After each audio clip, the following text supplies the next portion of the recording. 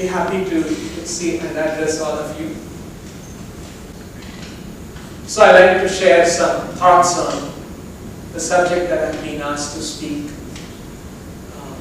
science of spirituality. I remember when I was in high school, we had one science teacher. I studied in Bangalore. We had a science teacher, and he was a very interesting person. He used to teach biology. One day he surprised us. Maybe I was in 9th standard. Maybe. One day in the class he came up and asked the question, "What is science?" And we were all quite stumped because we studied science and answering papers and passing exams, and now you're asking such a fundamental question, what is science?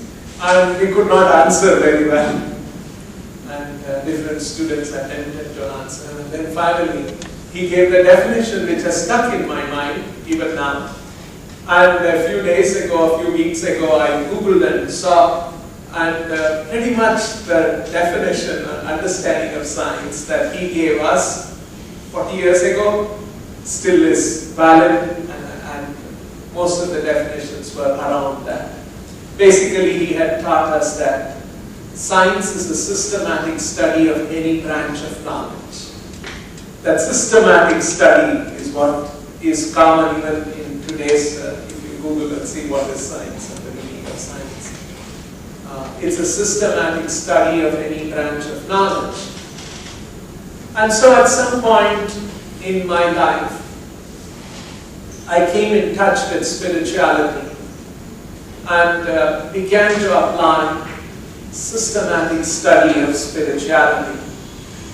And one led to another, and my own conviction and my own understanding became stronger and stronger.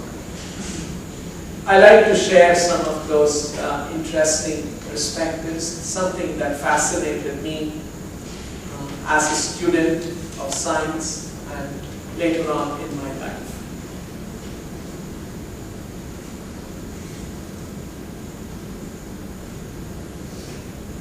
When we talk about science and spirituality,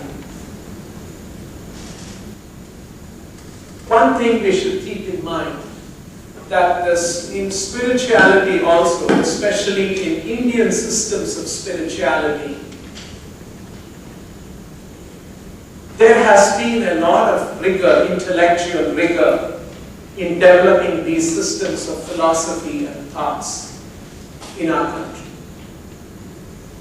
If any acharya comes up with a certain doctrine, he is expected to explain that and articulate that doctrine in terms of various other Vedic references.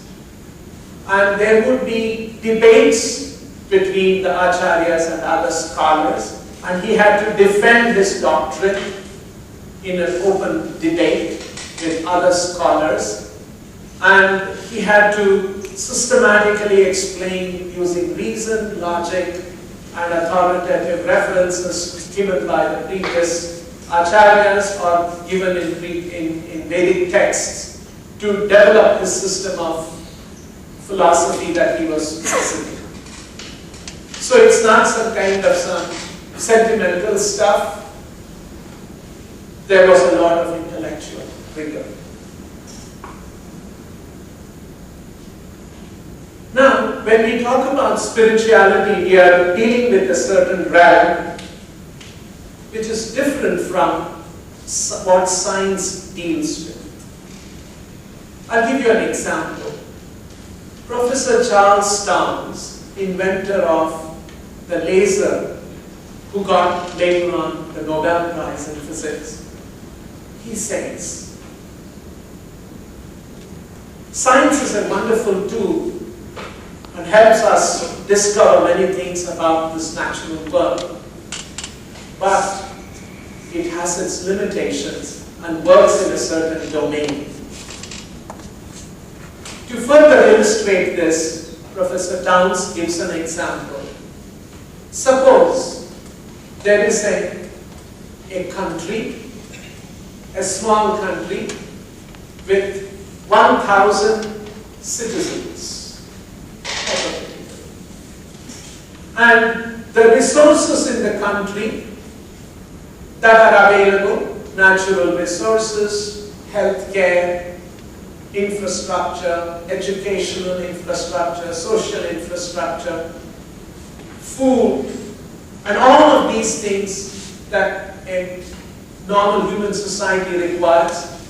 There is enough of it for just 950 people. But the population of this country is 1,000. Now, the government of this country wants to ensure all the people in the country have adequate resources so that they have a decent and quality life. But the resources are only for 950 people. If you strictly look for a scientific solution for this, Professor Towns says, you have resources for 950 people and you have 1,000 people. What you should do is just get rid of 50 people and then you will have enough resources for the entire population. You can ensure they have a good, decent, prosperous life. Now I'm sure no one in this room is going to agree to eliminate 50 people. There will be complex questions about how we will decide who those 50 people are and many other ethical and so many other issues. So Professor Towns points out that we all understand that scientifically, although this is an accurate solution, no one will be willing to implement because there is something else that is troubling us when we think about a scientific solution of this nature, which although doesn't exist in the domain of science, ethics, humanitarian considerations, morality, and so on, but they are very real, unquestionable considerations for anyone.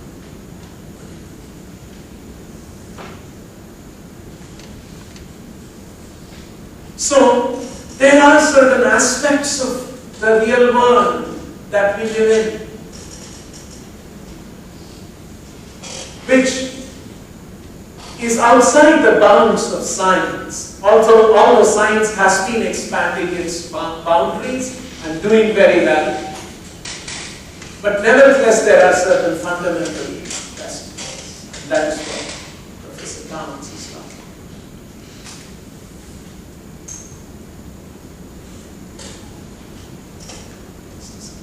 about. I gathered some thoughts for sharing with all of you.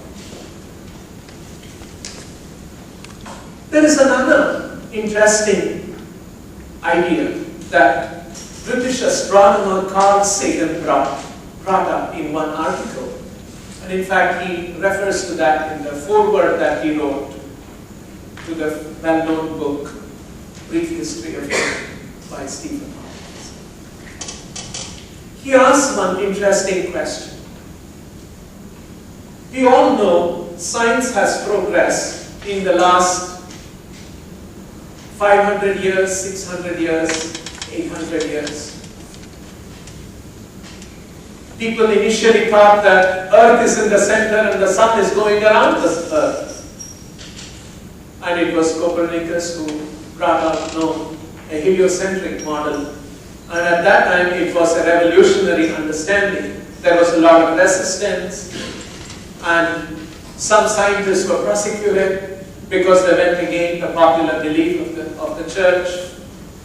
And it took a few more, nearly a century, to get established that the heliocentric model is the correct model. And since then, many developments have been happening. And today we understand the world a lot better than 500, 600, 800, 1,000 years ago. when you study the history of science and scientific development. Important question. Human intellect has been improving and developing to understand more and more about the world, about the universe, about life. We understand a lot about the cells in the body.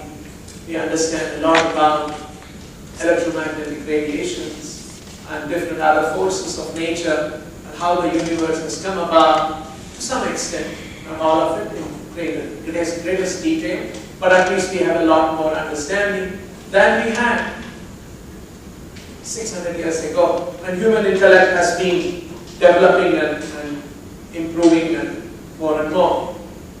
Now he asks an interesting question. Is there a limit for human intellect? Does human intellect and human cognition have the necessary ability to comprehend all of reality that exists? To understand this point, I'll give you an example. There is a man. I don't know how many of you have had pets in your house, cats or dogs. A few. Okay. Small number. Nevertheless. If you have a dog at home, you know when you go back home, the dog will come wagging its tail, jump over you, lick you, very happy you've come back. Right? That's what the dogs are, very affectionate to their masters. So there was a man. He had a dog, a big dog, very affectionate. And every time he came back from outside, the dog would jump at him, wag its tail very happily, lick him all over, and then go back and curl and sit down. One day, something important was happening in his life. And he was in a certain amount of anxiety. There was a state assembly election coming up, and he had a desire to contest in that election. So he would go out of the house, meet people. You know how you have to get a party ticket, all that you have to do, and he was struggling and doing all of that. And finally, one day, the party announced the tickets for candidates. He was selected, and he was very happy, and he had a bunch of supporters, and they were all very happy. And he came home very happily.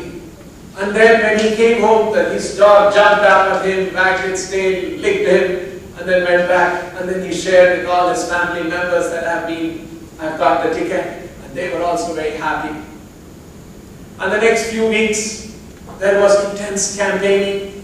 He would go in the morning, come back in the night. Very hard work. And every time he came back in the night, his dog would come, wagging its tail, jump up at him, lick him, and go back and curl back and sit down. It went on. And then the day of election came. And the election happened. And then he was waiting for the results to come. He was full of anxiety. His family members were also very eager. What's going to happen to him? And then finally the results came, and he had won the election.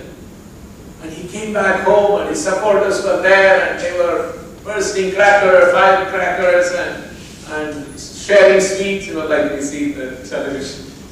And then he came back home, and his dog jumped up at him, wagging its tail, licked him, and went back and sat down.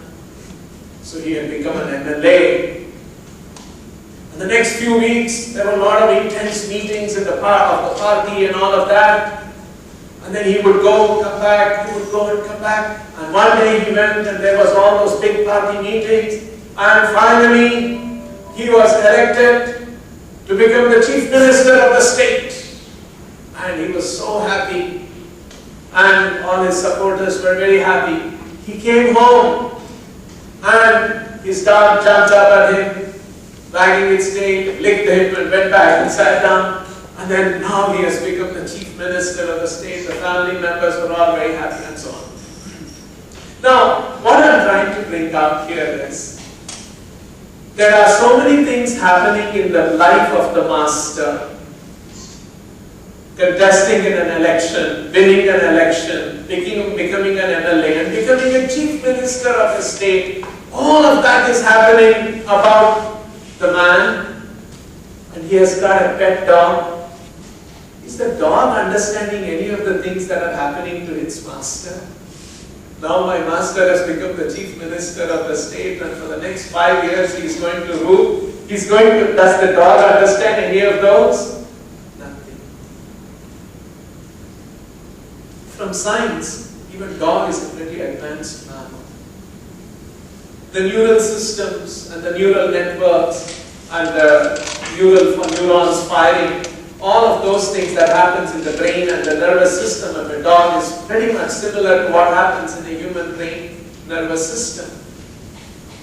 But somehow, this very reality of that we have a political system, we have a constitution, we have a system of election, and somebody becomes a chief minister, somebody rules over for some number of years, and then there is a change. All of these things are real things about our world that we all comprehend, we all understand, we appreciate. But the dog has no ability, even if the MLA and the chief minister sits and gives him a course for the next 5 days or 10 days. This is what the constitution is. This is how governance works. Will the dog ever understand? He'll just be wagging its tail and jump up at him and lick him.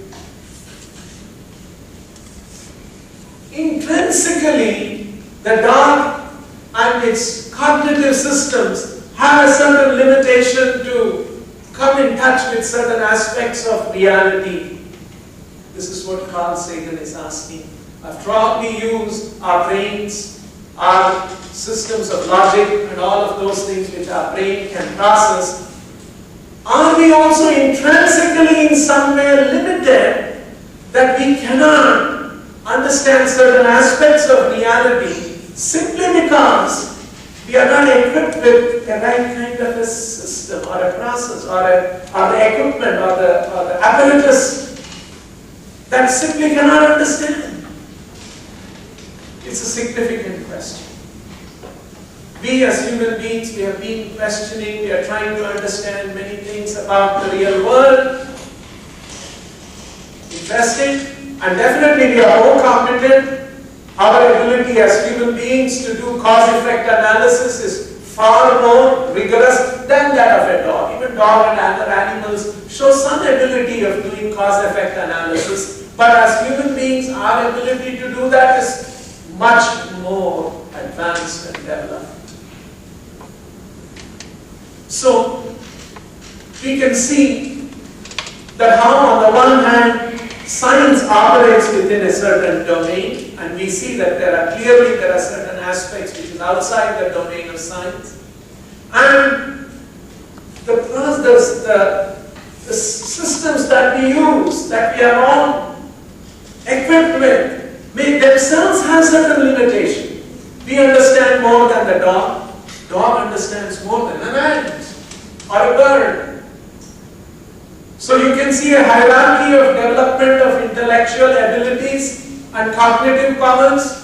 Now what is the guarantee that our cognitive powers are adequate and fully adequate to understand all aspects of reality, and also has a certain understanding of its reality in its world, in its life? The dog has a certain understanding of its reality, and we as human beings have a certain understanding of reality. May not be the entirety or the comprehensively the reality. This is the point I just want to bring up, that how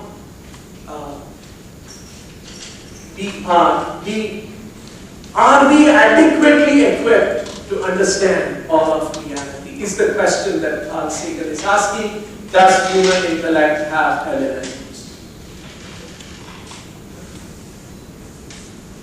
I'll give you one example of how this limitation.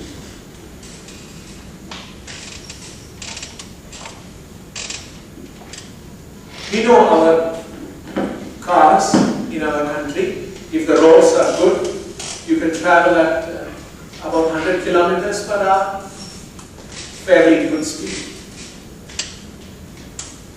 So cars travel at about 100 kilometers per hour. A jet travels at about 800 kilometers to 900 kilometers per hour. So much higher. 8 times, 9 times higher than the speed of light. Suppose I take a rifle and a bullet and shoot. The bullet travels at about 2,500 kilometers per hour. I'm using the same speed so that we can compare. 100, 800, 2,500 kilometers. Very simple. If you take the earth going around the sun, right, the elliptical orbit and so on, even if you do some approximation that it takes about 365 days and so on, if you calculate the speed at which the earth is going around the sun, it comes to about 1 lakh kilometers per hour.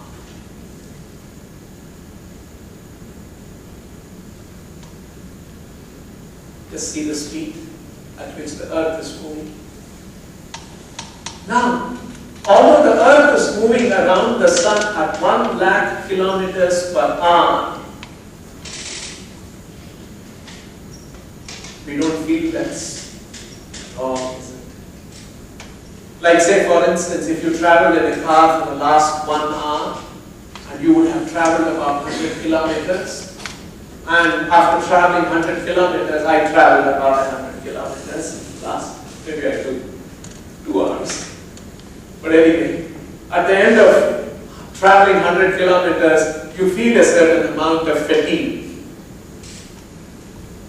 In the last 1 hour that you were waiting for me to come, you have all traveled 1 lakh kilometers sitting on Earth, on the Earth's orbit around the sun. I'm sure you must all be so fatigued traveling 1 lakh kilometers. But we don't feel that way. This is because there are actually 2 important things in this. One is this uniform motion. There is another aspect to it. We are wired in such a way, our brains are wired in such a way that we can only recognize relative motion. When the earth is going around the sun, there are no relative points for me to reference so that I can feel the distance moving. Say for instance, the earth is going around the sun, and every 1,000 kilometers or 2,000 kilometers there were a milestone. And we would see that passing by every few hours, every few minutes. Then that gives us a sense of movement. And if those reference points are not there, we are wired in such a way that we cannot feel the motion at all, like it's happening to us. Although the earth is going around at fabulous speed of 1 lakh kilometers per hour, because there are no references, we don't feel that motion. So like this, we are inherently our wiring. Because ultimately we use our brain, we use our nervous system. These are the cognitive systems that we have. We use to access the world outside us and to understand the world outside us. And if our cognitive systems have their limitations, we will not be able to understand many things that exist outside. Although it exists and it is part of reality, we simply don't have access to it. Just like suppose I am confined in a room like this, and I have only one window. I am being locked up in this room, and there is one window. I can only peer through the window, and I get a cone of vision from that window, and that's all I can see. If a bird flies into my cone of vision, I recognize, and then when the bird flies out of the cone of vision, I don't know what happened to the bird. Whether the bird exists or not, does not exist, I don't know. So in the same way, we all have 5 senses, according to Vedic perspective. And these 5 senses allows us to, gives us a certain cone of vision to access the world outside.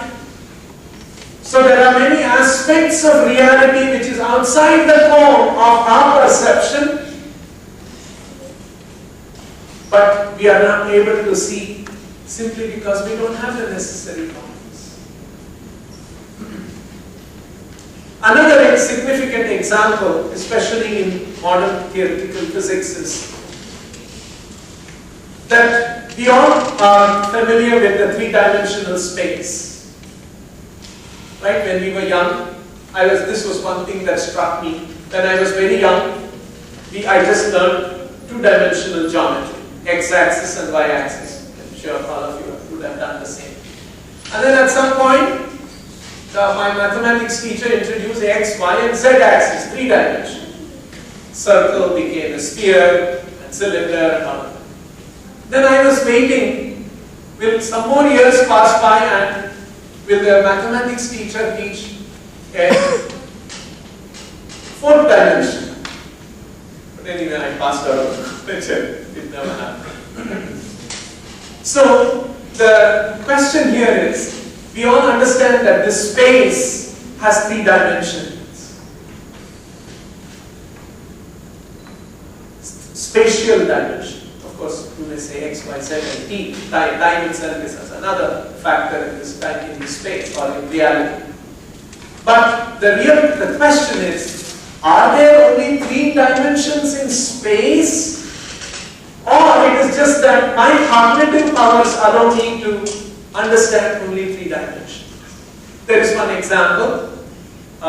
If you have seen this video by Lisa Randolph, she's a physics professor in Harvard University, and there are many videos she talks about, and there is, if you Google, you will see this. She brings up one very interesting argument.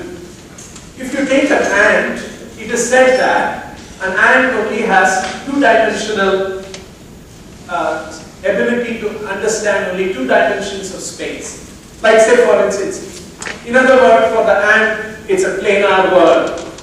If an ant is crawling on this plane, it understands forward and backward, it understands left and right, it does not understand up and down. The dimension does not exist in its cognitive powers. Now if the ant which is crawling on this wall, on this plane, in case it comes across a wall and hits the wall, it starts climbing up the wall. Now it is able to see again 2 dimensions, and this dimension vanishes in its cognition. So the question is, we as human beings are able to see 3 dimensions of space. Is this all, or really space has more dimensions? According to modern physics, theoretical physics, and when they talk about cosmology and the Big Bang and all of that, scientists say that some of the equations that they come up with indicates that there are more dimensions, and it is just that we don't have the cognitive powers, and some of it was a multi-dimensional universe and many dimensions collapsed into others, and there are some equations and some theories which talk about 11 dimensions and so on. So there were multiple dimensions, there are multiple dimensions. It's just that our cognitive powers allows us to see 3 dimensions, like ant can see 2 dimensions, and we don't see other higher dimensions and existence in higher dimensions. So, the Vedic literatures in our country present that. There's a very interesting definition. When our senses perceive something in reality of the world, of the real world, we generally say, I can see and understand and my senses are the sources of knowledge. The Vedic literatures say, no, no. Senses are not the source of knowledge. Senses create an experience of the world. It is not the knowledge of the world. That experience of the world our senses provide is a subset of the knowledge of the world. It is part of the experience. You are not denying that. It doesn't, like say I am seeing you face to face. You exist. Yes, I am not denying that. But that is not the entirety of the existence of reality. There are many more aspects of reality which is outside the powers of the senses, and hence we will only get a limited experience of reality. We will not get the entire knowledge of the reality through our senses. There are certain processes.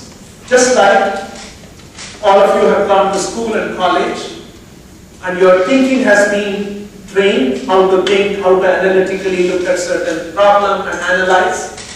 Take for instance, a person from a simple village in our country who never went to school, who never went to college. Because he did not undergo that training of schooling and college, the way you think and the way a villager, completely unrefined, uneducated, undeveloped intellect, how he thinks will be very different. In the same way, the Vedic literatures indicate that there are certain spiritual processes and spiritual practices. If we practice that, and if we get trained in spiritual development, spiritual knowledge, our ability to perceive and look at the world will be different from if we have not undergone that training.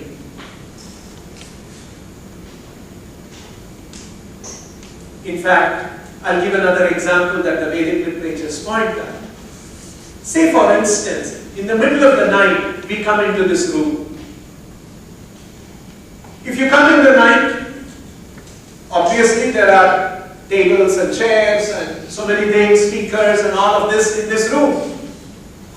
At midnight you come, it's dark. You have the eyes to see. And there are objects to be seen. But if there is no light, you will be groping. You don't know. You will be carefully stepping. You don't step into something, some object. You will be groping. And mostly what we do when you enter a room, you will feel for an electric switch and switch on the light. And the moment the light comes on, you see everything that is there. So you have the ability to see, and there are objects to be seen, but without the help of light, you are not able to see.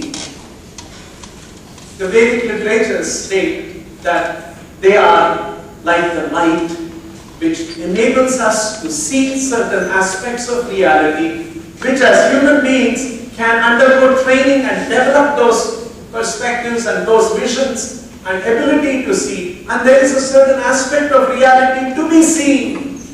But if we don't have the light, help of the light, we will be groping in darkness. So in that sense, the Vedic literatures are described as prakashamanaha, meaning that they throw light and helps us to see things which otherwise we would not have seen, which is part of reality.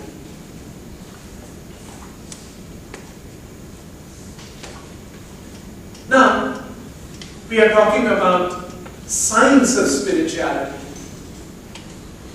That spirituality can also be systematically studied. In fact, there are one or two or three characteristics of science I would just like to point out before I close. And we will see how that works in spirituality, especially Vedic spirituality, in which I have a little more training and understanding than in other aspects of spirituality from other traditions in the world. One of the features of science, what makes science science, and very respectable source of knowledge in today's world, is that it is predictable. I'll give you an example. If you take a book on chemistry, it tells you if you add chemical A and add chemical B and you heat it, you will get a yellow gas, which is chemical C. It's written in the textbook ahead of time. Now you can go to your laboratory, get chemical A, chemical B, mix it, heat it, and watch. You will see the yellow gas coming out, and you can test for the yellow gas. It will have the same properties of chemical C, which was described in the textbook. So ahead of time, what happens when chemical A and B mixes is predicted, and you can test it later on. This is one of the important aspects of science, because this is an objective reality. A and B mixing and heating, it will result in C, is an objective reality. It is not that somebody's feeling or somebody's belief. That's why we have chemistry textbook. We don't have Hindu chemistry, Christian chemistry, is Muslim chemistry. No, it's chemistry for everyone. So, this is an objective reality. In the very same way, the Vedic literatures describe certain practices, certain processes, how the development of the consciousness happens. And it is predicted ahead of time in the books of this Vedic knowledge. For example, there is one verse, Ado Shraddha Tata Sadhu Sangha Atha Bhajana Kriya Tata Anartha Nivrittisya Tato Nishtha Ruchis Tata Tata Bhava Premabhyudanchati. This verse describes when one takes to spirituality, what are all the stages of development one will go through. And when one takes up spiritual practices, we will see that, oh yes, I went through this, I'm experiencing this. And then you practice some more, you experience the next step. So it sort of reaffirms that yes, I'm going on the right path. This is very similar to the predictability feature of science. I'll give you another example. Generally people think spirituality means we don't know whether there is a standard knowledge, there is a standard practice, and I don't know how many years I have to practice. Maybe at the end of 50 years I'll find out, oh, it was all wrong. No, it's not like that. It's not that bad. Just like suppose I give you a map and you want to go from here to some cinema theater. And then I've given you the map and the map tells you are here. You go straight and you will find a red building there. You travel about 1 kilometer, you will find a red building. At the red building, you take a right turn and travel for another 3 kilometers, you will come to a blue building. At the blue building, you take another right turn, travel another 1 kilometer, you will come to a glass building. And behind the glass building is a gate or something like that. Now you start traveling and you travel the first kilometer, and as the map says, you find a red building. It sort of reaffirms to you, yes, I'm going in the right direction. And the map says I should take a right turn. Okay, I'll take a right turn. And 3 kilometers, I'll come to the blue building. And you travel 3 kilometers, you come to the blue building. Oh yes, this is working. In other words, this was not a simple piece of paper. This is a mapping of reality. And it more and more it affirms that yes, it is working fine as we go on. And then we go on, take a right turn, left turn, whatever according to the direction, and then finally we see the theater building. So, in the same way, the Vedic literatures are like a map. It tells us, you practice this, you get this experience, you travel, you do this practice, you will get this understanding, etc., etc. And as we go on, it is progressively reaffirming. This is a feature of science, and this feature of science exists even in Vedic spirituality. The second feature of science is, the first one is predictable. The second one is, it is repeatable. You can do the experiment, A plus B will result in C today. After 1 month you come and do it, again it works. After 10 years you come and do it, again it works. It's repeatable because it's an objective reality. Same thing about a man. It is repeatable. This is true about Vedic literatures too. Thousands of years ago, there are records of great spiritualists who practice some of these things and what they experience. That is explained in the Vedic literatures. You do that today, you will go through that same experience. So 1,000 years ago it worked, 100 years ago it worked, now it is working, even in future it will work. It is a repeatable process. This is another feature of science. And the third aspect of science, which is applicable in this case, is that it is universal. An Indian can go and mix A and B and he will get C. Somebody in America can go and mix A and B and do the same thing, he will get C. Someone can do that in Africa and you will get A plus B, and doing that will get result in C. It's universal, it's applicable everywhere. It's not just a phenomenon that's unique to India or so on. It's not a phenomenon only unique to a certain group of people, certain kind of people. No, it's something that works everywhere. This is true about spirituality also. Someone can practice in India, someone can practice in some other part of the world, and any of them, when they go through that, they will go through the same predictable stages of development, and because that is another aspect of spirituality, Vedic spirituality. And especially in ISKCON, in our organization, our founder Acharya, you may know, Srila Prabhupada started ISKCON about 50 years ago, and we have temples around the world. There are devotees in America, in Europe, in Africa, and all of them are practicing this Vedic spirituality, and all of them are experiencing that it is working the way it is predicted and explained in the Vedic literatures. So this is another important aspect of spirituality, scientific nature of spirituality. So I would just like to conclude with this, saying that spirituality is not some kind of an irrational belief system. Spirituality is not an antithesis to reason and logic.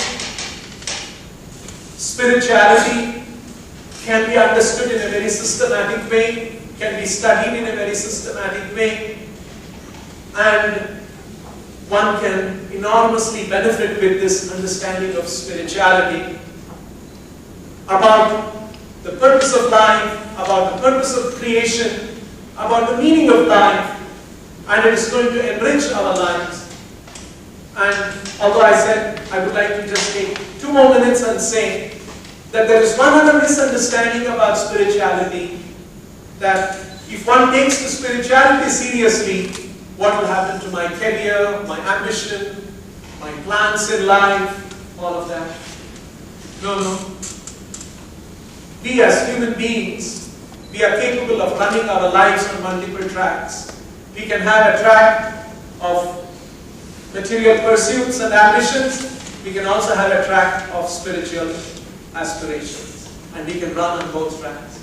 Just like there are many people, they will be engineers or doctors, they will also have some interest in music, and they will be doing some practice of music, maybe instrumental or vocal, or someone may have interest in literature, someone may have some other interest in art.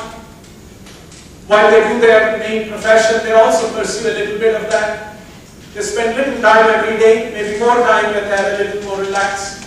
So like this we can toggle between different tracks and continue with our ambitions and career path and all of those things, and also practice spiritual life and develop an understanding about these very important truths and reality about life, about creation, about the purpose and meaning of life. And in this way, we can lead a very enriched life. And close with this.